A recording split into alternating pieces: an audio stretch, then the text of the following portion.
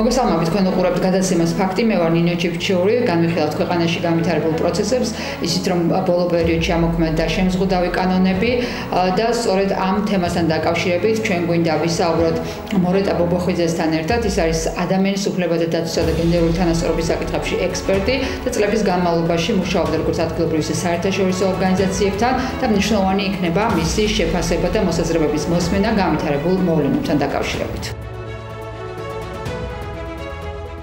მორეტა, მოგესალმები, მადლობა რომ იღებთ გადაცემაში მონაწილეობას.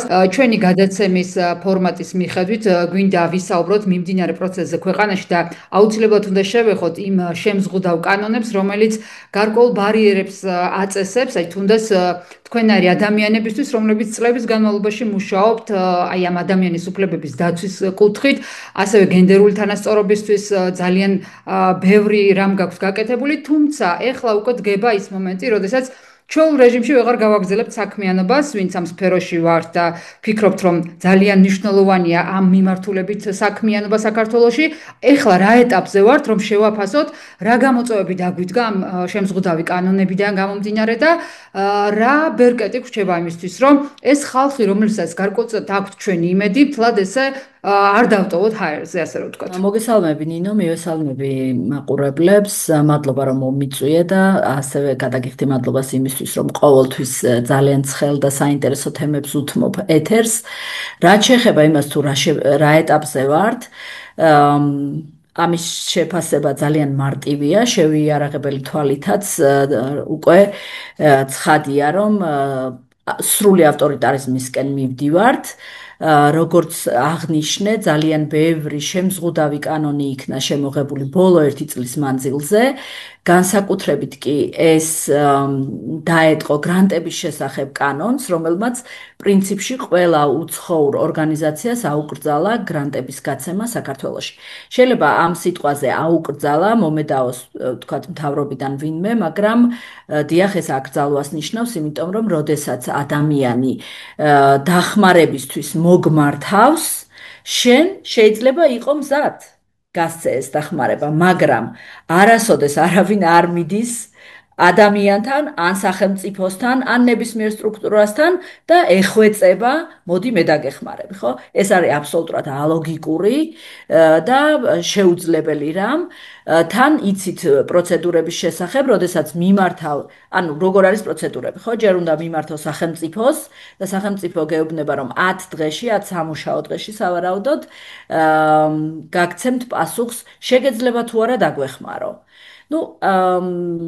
ამაზე რა შეიძლება ითქვას იმის გარდა, თუ როგორ გადაკეტა ამჟამინდელმა არალეგიტიმურმა მთავრობამ ყველა გზა იმისათვის, რომ ევროპულმა ქვეყნებმა, თუ იქნება ეს ამერიკა, დახმარება, ფინანსური დახმარება გაუწიოს არასამთავრობო ორგანიზაციები იქნება ეს თუ მედია ორგანიზაციები თუ ინდივიდუალური პირები. არ ვიცი ბოლო ცვლილებებს გაეცანით თუ არა კანონში გრანტების შესახებ, მაგრამ დააკონკრეტეს ექსპერტული საქმიანობა, სატრენინგო მომსახურება, თუ კვლევითი საქმიანობა, ანუ ფაქტობრივად ყველა საქმიანობა, ყველა ტიპის საქმიანობა, იქნება ეს განათლების სფეროში, კვლევის ჩატარება თუ რომელიმე სხვა სფეროში პოლიტიკის დოკუმენტის მომზადება, ან უბრალოდ ტრენერად მუშაობა. უსტად ეს რო განმარტოთ უფრო გასაგებად, მორეტა, რას ნიშნავს ეს?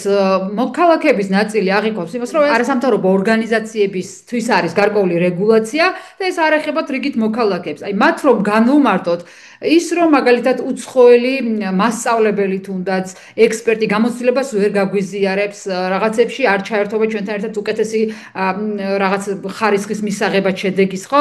ეს ყველაფერი რაზე მიუთითებს?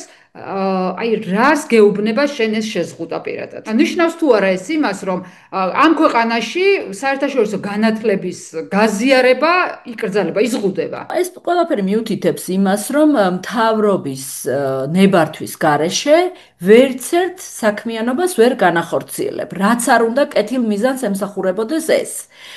ასევე ეს ნიშნავს იმას, რომ ერთ მთავრობა ვინ არის ამ შემთხვევაში, ხო? ერთი კონკრეტული მართველი გუნდი, რომელიც არალეგიტიმური გზით, არჩევნების გაყალბების გზით მოვიდა ხელისუფლებაში, ხო? ანუ მთავრობა ჩვენ აქ არ იგულისხმება და არ გვყავს ასეთი მთავრობა, სადაც სხვადასხვა პოლიტიკური პარტიები ან არასამთავრობო ორგანიზაციები, როგორც ადრე იყო, ხო? მედია ორგანიზაციები, სხვადასხვა სექტორი ერთად რომ არის მართლობაში ჩართული. ეს მინდა ბევრჯერ გავიმეორო, იმიტომ რომ აუცილებელია ყველამ დაინახოს რა განსხვავება ერთ პრივილეგირებული ჯგუფის მიერ შედგენილ მთავრობასა და კოალიციურ ან მრავალფეროვან მთავრობას შორის, ხომ? ასე რომ ერთი კონკრეტული ჯგუფი, ამ შემთხვევაში ქართული ოცნება, რასაც განგვისაზღვრავს და რასაც ის ჩათვლის საჭიროდ, მხოლოდ იმის კეთება იქნება შესაძლებელი. და ეს რა არის? ეს არის უკანონოდ ტენდერებში მონაწილეობა და ნეპოტიზმით ადამიანების დასაქმება, ასევე უკანონოდ ფულის მოპოვება, იქნება ეს კორუფციის გზით თუ ნეპოტიზმის გზით. და ბევრი სხვა შავი გზები, რომლებიც არადემოკრატიული და არაგამჭვირვალე მართლობისკენ მიგვიყვანს. ფაქტობრივად მისული ვართ აქ. ასევე ნიშნავს იმას, რომ ვერც ერთი ადამიანი, ვინც აქამდე ახორციელებდა საქმიანობას ადამიანის უფლებების სფეროში და რა არის ეს ადამიანის უფლებები? ხო, შეიძლება ვიღაცისთვის, ვინც არასოდეს შემხებლობაში არ ყოფილა პირდაპირ უფლებებთან, ვერ იაზრებდეს, რას ნიშნავს ეს. მაგალითად, როცა თქვენ გინდათ დაიმტკიცოთ თქვენი ქონება, რომელიც ეკუთვნოდა მაგალითად გარდაცვლილ მშობელს და მშობელს არ ქონდა დაწერილი ანდერძი, ხო? თქვენ დაგჭირდებათ აუცილებლად ადვოკატი იმისთვის, რომ თქვენი უფლებები იქნას დაცული. ადვოკატი შეიძლებოდა თქვენ გეპოვნათ ნებისმიერ არასამთავრობო ორგანიზაციაში, რომელიც მუშაობდა, თქვათ, უფლებების ამ ნაწილში, ხო? ან თქვენ გინდათ განქორწინება და განქორწინების დროს ქონების სათანადოდ გაყოფა, თუ შვილებისთვის უფლებამოვალეობების განსაზღვრა მშობლების მიერ, ხომ? ამისთვისაც გჭირდებოდათ ადვოკატი. შეგეძლოთ მოგეძიებიათ უფასო ადვოკატი არასამთავრობო ორგანიზაციებისგან. ან თქვენ გჭირდებოდათ სკოლაში მშობლების ჩართულობა სასწავლო პროცესში. თქვენ ამაში დაგეხმარებოდათ რომელიმე არასამთავრობო ორგანიზაცია, რომელიც სპეციალიზირდებოდა განათლების მიმართულებით. ან თქვენ გჭირდებოდათ იმ საკითხის გაშუქება, რომელსაც სატელევიზიო და მიკერძოებული არხები არ აშუქებენ, ხო? ავიღოთ მაგალითად გზების რეაბილიტაცია, ძალიან ბევრი შემთხვევაა, ხო, როცა გზების რეაბილიტაცია იწელება წლობით, ამ შემთხვევაში ადამიანებს არ აქვთ ტრანსპორტირების საშუალება, თავიანთი ქონებაც, მოძრავ ქონებას გულისხმობ, უზიანდებათ და ასევე არ ხდება მილების გამოცვლა, სუფთა წყლის მიწოდება და უამრავი თანხლები პრობლემა აქვს გზის რეაბილიტაციას, ხო, ადამიანებისთვის. თუმცა, თუ თქვენ გინდოდათ, რომ ეს პრობლემა გაშუქებული ყოფილიყო, უბრალოდ Facebook-ზე მონიშნითაც, კი აი მაგალითად ქართული მედია ჯგუფი რომ მოენიშნა რომელიმე მოქალაქეს, დარწმუნებული ვარ, რომ თქვენ მყისიერად ჩახვიდოდით და რეპორტაჟს გააკეთებდით. ამის საშუალება აღარ იქნება. ანუ წარმოიდგინეთ ისეთი საქართველო, სადაც ისმენთ მხოლოდ ერთი პრივილეგირებული გუნდის, ამ შემთხვევაში ქართული ოცნების ნარატივს, მათ ტექსტებს, მათ მითითებებს და მხოლოდ მათ მიერ ვიზირებულ ორგანიზაციების საქმიანობას.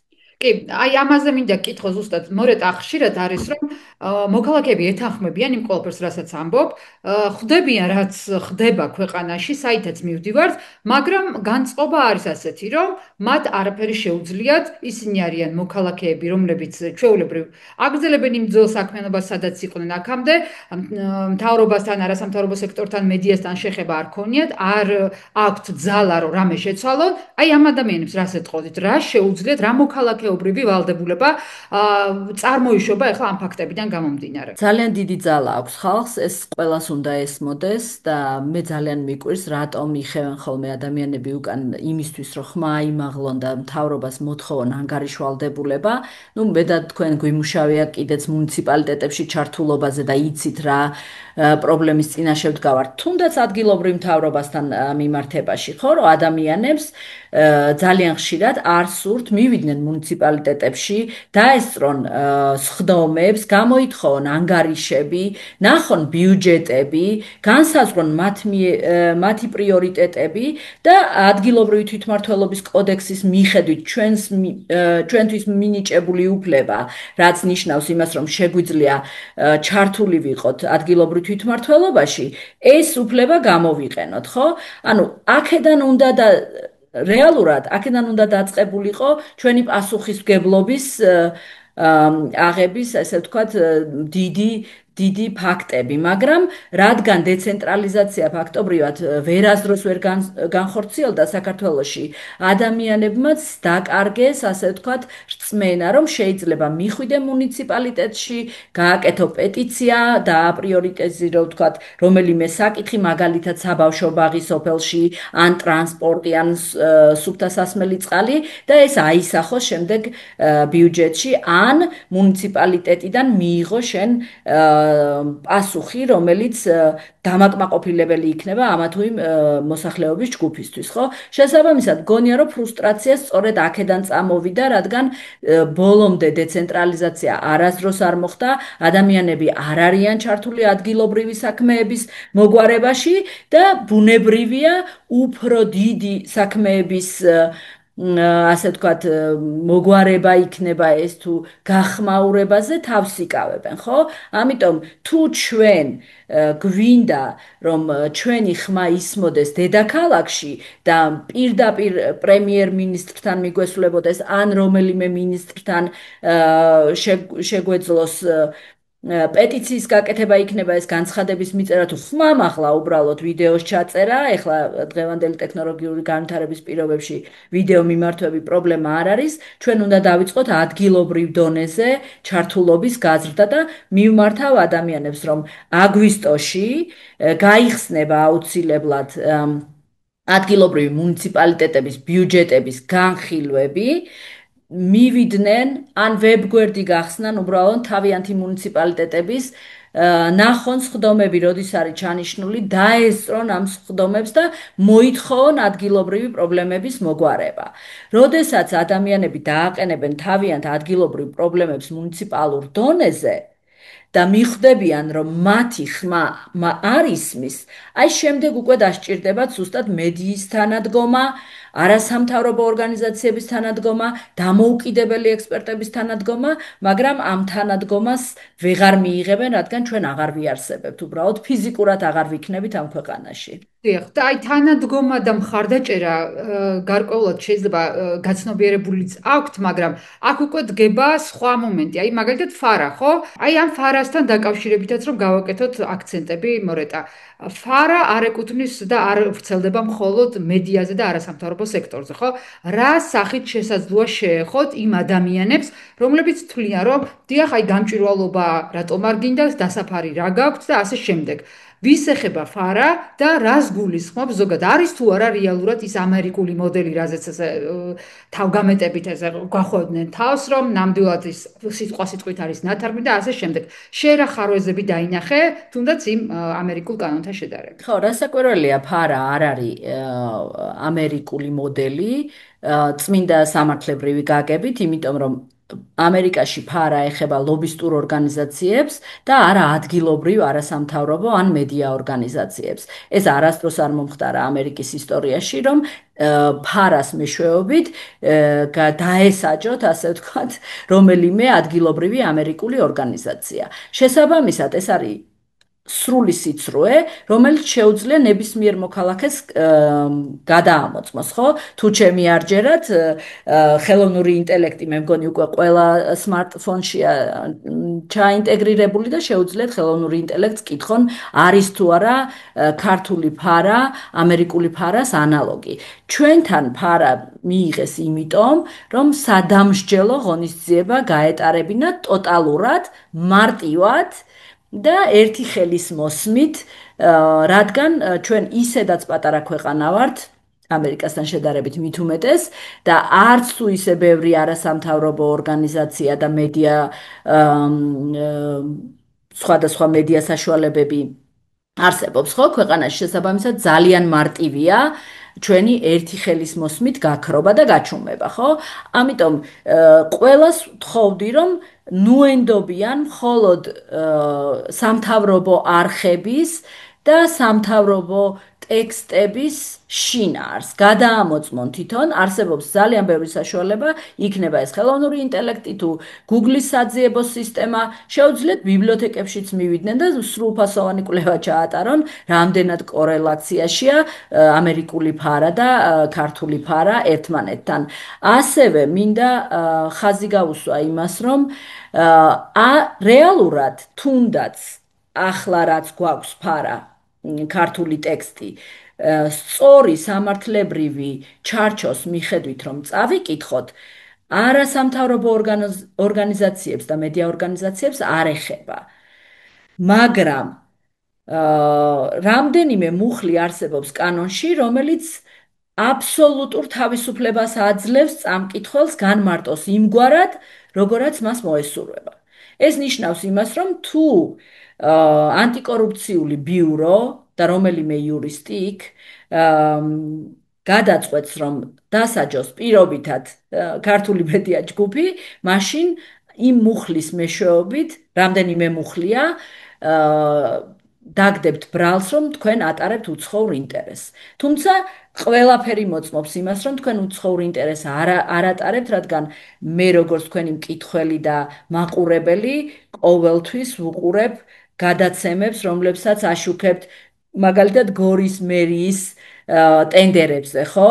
ან პროექტებზე, რომლებსაც ისინი ვერ ასრულებენ, ან არის კორუფციის ნიშნები. ასევე მიდიხართ საზღვრისპირა სოფლებში და ადამიანებს აწვდით ინფორმაციას. თავდასხმა თქვენს ჟურნალისტზე, ხო? როდესაც თქვენ გინდოდათ გაგეშუქებინათ გადაადგილების უსაფრთხოება აღდგომის დღესასწაულის დროს, ხომ? აქ სად დაინახა ამ ჯგუფმა, ქართულმა ოცნებამ უცხოური გავლენა საინტერესოა. ამიტომ მე ვფიქრობ, რომ ყველა ჯგუფმა უნდა ეცადოს, იქნება ეს არასამთავრობო ორგანიზაცია, ინდივიდი თუ ნებისმიერი სხვა სამართლებრივი სტატუსის მქონე დაწესებულება წავიდეს სასამართლოში და იდაოს სასამართლოში. ეხლა მეღიმება და რატომ ამასაც განმარტავ, მოგეხსენებათ ალბათ რომ სასამართლო მიტაცებულია, კლანური მმართველობა დიდი ხანია უკვე გამეფებულია სამწუხაროდ საქართველოში, საქართველოს სასამართლოებში და ძალიან რთულია, ფაქტობრივად შეუძლებელია სიმართლის დადგენა, ჩვენ ამას ვუყურებთ უკანონოდ დაპატიმრებული ადამიანების სასამართლო პროცესებზეც, მაგრამ მაინც ვთვლი, რომ სამართლებრივი გზა არის სასამართლოსთვის მიმართვა, ეროვნულ დონეზე ყველა სასამართლოს პროცესის ამოწურვა და შემდეგ უკვე სტრასბურგის სასამართლოში დავის გაგრძელება, თუმცა ალბათ საბოლოო ჯამში ეს რეჟიმი იქამდეც მივა, რომ სტრასბურგის სასამართლოებს აბუჩა დაიგდებს და არასდროს სათვალავში აღარ მიიღებს. მორეტა, საინტერესოა როგორი არის განწყობა საერთაშორისო ორგანიზაციების, ვიცი რომ გაქვთ შეხება და მრავალწლიანი ურთიერთობა. მათი განწყობა როგორია აი ამ ყველაფერთან დაკავშირებით? ანუ გამოდის რომ ამ შემზღუდავი კანონების ფონზე მხოლოდ იმ ადგილობრივ ორგანიზაციებს ეკისრებათ ყველა ასე ვთქვათ, ვალდებულება, ყველა ბრძოლის ეტაპი და ასე შემდეგ, მათი შემართება როგორია? ანუ ვიცით რომ რამდენიმე საერთაშორისო ორგანიზაცია საერთოდ გავიდა საქართველოდან. დიახ, დღეს ნახეთ ალბათ ბრიტანეთის საელჩომაც გამოაქვეყნა ძალიან სამწუხარო განცხადება, რომელიც ეხებოდა იმას, რომ ანტიკორუფციული ბიუროს მიერ დაბლოკილი იქნა ბრიტანეთის მთავრობის გრანტების გაცემა ადგილობრივ არასამთავრობო ორგანიზაციებზე, მხოლოდ იმ მიზეზით, რომ დადგენილება ჯერ კიდევ არ არის ძალაში შესული, რაც არის აბსურდი და რაც ემსახურება იმას, რომ მუნიციპალური არჩევნებიც ჩატარდეს დამკვირვებლების გარეშე, დამოუკიდებელი და მიუკერძოებელი დამკვირვებლების გარეშე.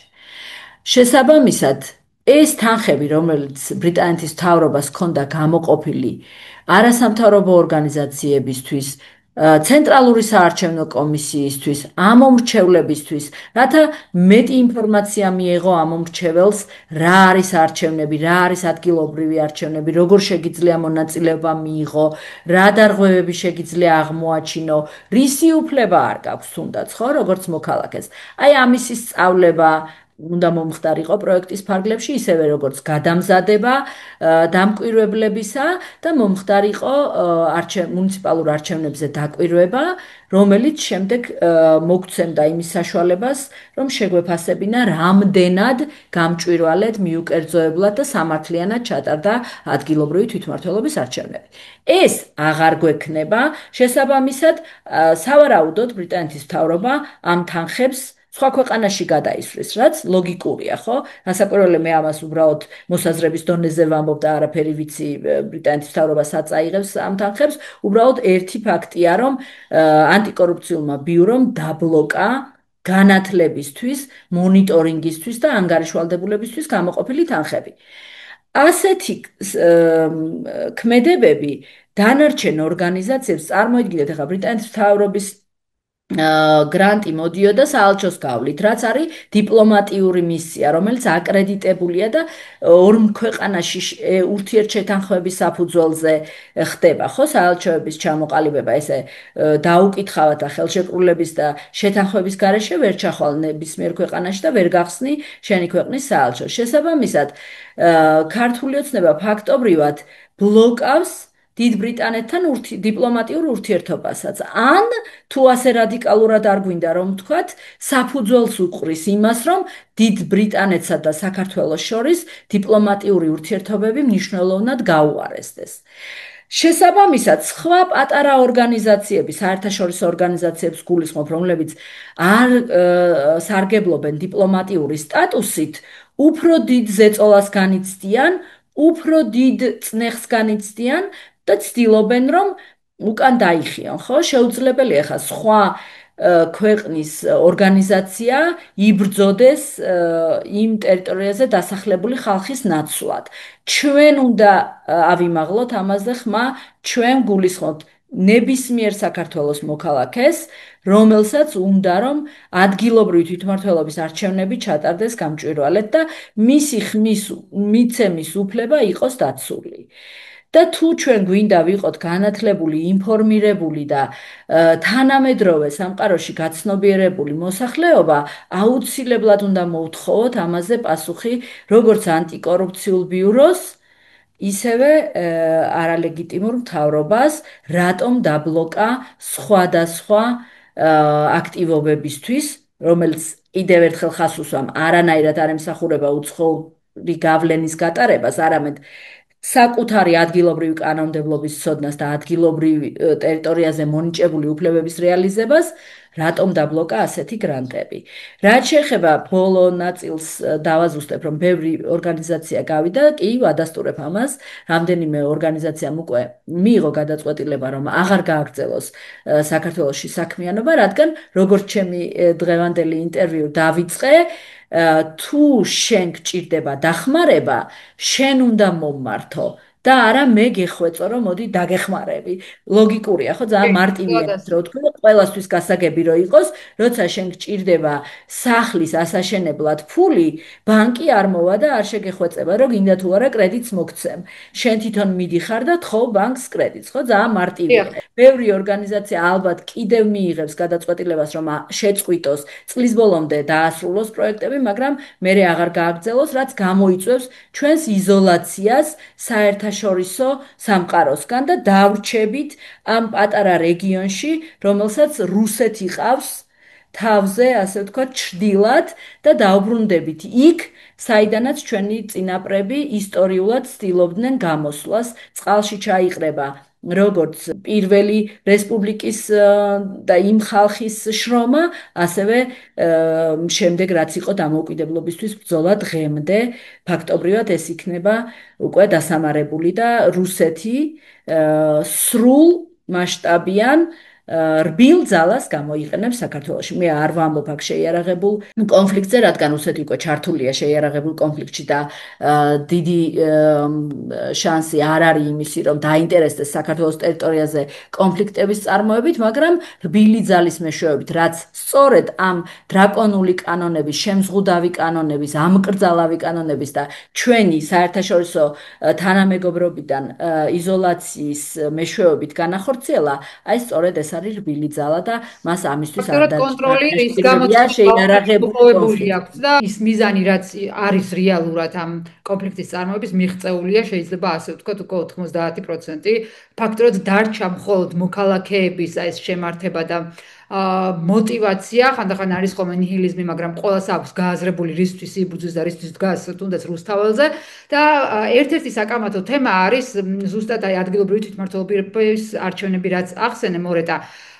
როგორ გონია ყველა ამ მოცემულობის გათვალისწინებით რა როლი ექნება ახლა ამ ადგილობრივი თვითმმართველობის ჩატარებას საერთოდ ლეგიტიმაციას და რა შედეგს მივიღებთ თუნდაც აი მოქალაქეების პასიურობით. ზოგადად მაყურებელს რომ განუმარტოთ, რამდენი პროცენტის მისვლა შეიძლება ჩაითვალოს უკვე რომ არჩევნები ჩატარდა და რა გავლენა ექნება იმას, რომ საერთოდ ამორჩევლმა ბოიკოტი გამოუცხადოს ამ არჩევნებს. ეს იქნება იდეალური ვარიანტი თუ ამომრჩეველი გამოუცხადებს ბოიკოტს ამ არჩევნებს, რადგან შეუძლებელია მთავრობას უწოდებდეთ არალეგიტიმურს და შემდგომ არჩევნებში ვიღებდეთ მონაწილეობას. ეს არის ფაქტობრივად აბსურდის თეატრი, ხო?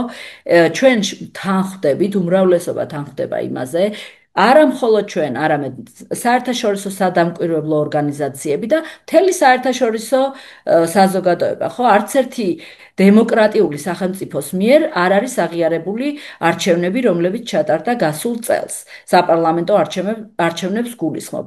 ეუთო ოდირმაც დაწერა, რომ იყო მნიშვნელოვანი დარღვევები, რომელმაც გააჩინა ეჭვი იმის შესახებ, იყო თუ არა ლეგიტიმური ეს არჩევნები, ხო?